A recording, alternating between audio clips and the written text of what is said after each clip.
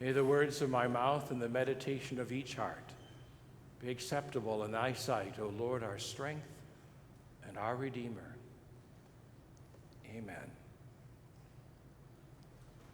Jesus said, "Whoever eats me, whoever eats the bread of life will never be hungry again." What? Does this mean that ultimately Jesus is the golden corral for the rest of life? You know, where you're going to go to a buffet and he will be giving himself forever. You go to the buffet, you never have to eat again because all the food is there, free. I hope it's more than that because I don't deal well with buffets. There's always too much. But what is this kind of bread that Jesus is offering? Could it be that wonderful, soft, squishy, white Wonder Bread, you know, that enriches bodies 12 ways? Or is it a multi-grain, healthy bread that brings all sorts of good nutrients into the body? Or is he using bread as a metaphor because no food will satisfy us forever? No food will satisfy us forever, but Jesus gives himself like bread that fills our hearts and satisfies what we need. What kind of stuff this morning is swirling in your heart and in your spirit? What kind of stuff are you dealing with where that bread of life that brings hope and strength and grace is exactly what you need to feed upon? Where do you need to hear the God who says to you that he loves you awesome much? Where do you need healing? Where do you want to taste that bread of life?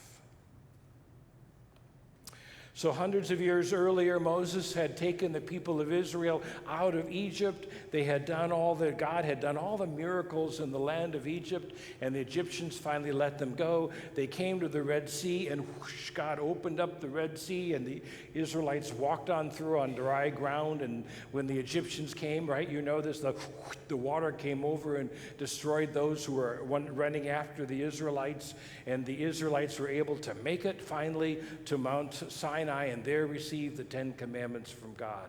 But on the way, having experienced the miracle of the Red Sea, they start to complain because they don't have what they used to have. They used to have chicken pot pies back in Egypt. They used to have asparagus drenched in garlic expressions and cold from the fridge. They used to have all sorts of wonderful things, and now they've got nothing. So God sends this amazingly weird stuff. It's called manna, and the Hebrew word for manna means, what is it? I mean, if the people of Israel looked at this stuff and didn't know what it was, so they said, what is it? And that became its name, manna. What is it? So they would gather up the manna, and they could mold it into things like, now when they use cake, I don't mean like a 3-tiered thing, but more like a fry cake. They could mold it into food and breadish type stuff that they would eat. Every day this manna came. Sunday, Monday, Tuesday, Wednesday, Thursday, Friday, 6 days a week, this manna would come, and whatever they picked, they had to eat, because if they picked too much of this manna, it would get moldy and wormy on that night. So they learned to only take what they needed. I told you, Sunday, Monday, Tuesday, Wednesday, Thursday, Friday, and then on the Sabbath, on Saturday, it didn't come at all. There was no manna on the ground, so on Friday they had to pick up twice as much so they could make it through the Sabbath. This is a pretty amazing way that God kind of like nursed his people, that God kind of breastfed his people as they walked those 40 years through the wilderness until they get to the promised land. God really taking care of God's people. So there was this manna in the morning, and at night these quails would come, these edible birds, not angry birds, but edible birds, would come, and they'd fly and flop into land, and the people would be able to eat meat each night. But there's this manna that just kind of transformed them, even though ultimately they got tired of the manna too. I am reminded of a jail somewhere, a prison where there were a bunch of people in lockdown area, and they couldn't control them. So they brought in some chef who made this amazing meatloaf. And these people in secure prison had to eat meatloaf breakfast, lunch, and supper. That's all they could have. And for 3 weeks. I mean, I would kind of love that. They would get orange juice, but just meatloaf. And it seemed that it quieted down the population because they got so tired of the meatloaf. That would be kind of fun to try. But the people of God had this manna. So the Israelites knew this. They knew that God fed them with this amazing gift the 40 years that they were wandering in the wilderness. So when Jesus comes along, we heard about this last week. When Jesus comes along, there's 5,000 people following, 5,000 men, plus women and children, and he has them sit down, and there are like a few loaves of barley bread and a couple fish, and he feeds them all. It's all multiplied in their midst. He feeds them all because he is the endless buffet of life, because he is the bread of life that gives grace. But is there more than barley loaves and fish? Is there more than manna that comes on the morning or quail at night? Who is this God that sends the manna? We find from Nicodemus that Jesus said, "For God so loved the world that he gave his only begotten Son, that whoever believes in him shall not perish, but have everlasting life." Who is this God that sends the manna? He is the God who loved the world. We find also in the book of John, the woman at the well, Jesus says, "I am the living water." Elsewhere in John, Jesus says, "I am the door that's open for the sheep." And when Lazarus dies, Jesus says, "I am resurrection and life." Who is this God? Who is the bread of life? He is the one who holds on to us, who is love, who is grace, who is open, who calls us, as in Micah, to do justice, to love kindness, and to walk humbly with God, who is, as Jesus said, the greatest commandment. You shall love the Lord your God with all your heart, soul, mind, and strength. Love your neighbor as yourself. These two commandments are one. He is the bread of life. But in our text, Jesus says, they ask him, "So what work do we have to do to be good disciples?" Jesus says, "Believe."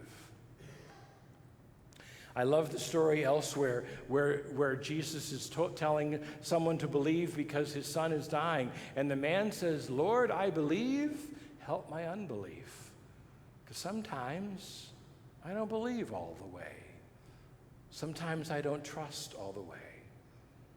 Sometimes I don't do all what God calls me to do. I'm sure all of you are perfect and all of you have no issues, and I'm the only one in this room, right?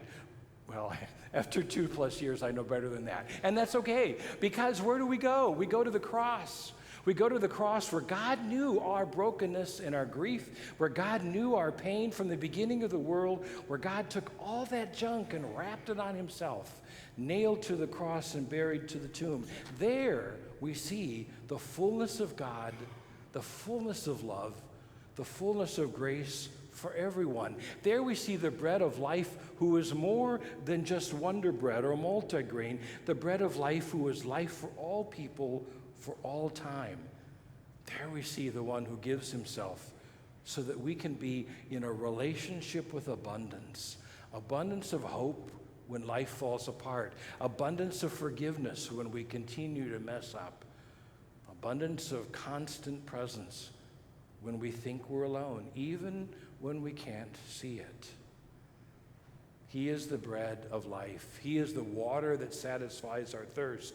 He is the door that leads us into all that we need to know we are loved, to know that we can love others, so that when changes and pains come to our life, we are not alone. So that when we trust, we find that there's this upside down kingdom. We also love enemies. We also care for the needy. We also are people who forgive. We also are those who welcome into our midst. We also, in little bits of bread and wine, know that Jesus is present. We also love one another. We also know that only God is God. No one else, nothing else. Only God is God. So what do you need to satisfy your soul? What do you need to find peace and strength? Where are you looking for that bread that satisfies? You've heard it before, you're going to hear it again. Come to Jesus, right? Only in him is there life and hope and strength and bread and water for you. All you need out of great love. Amen.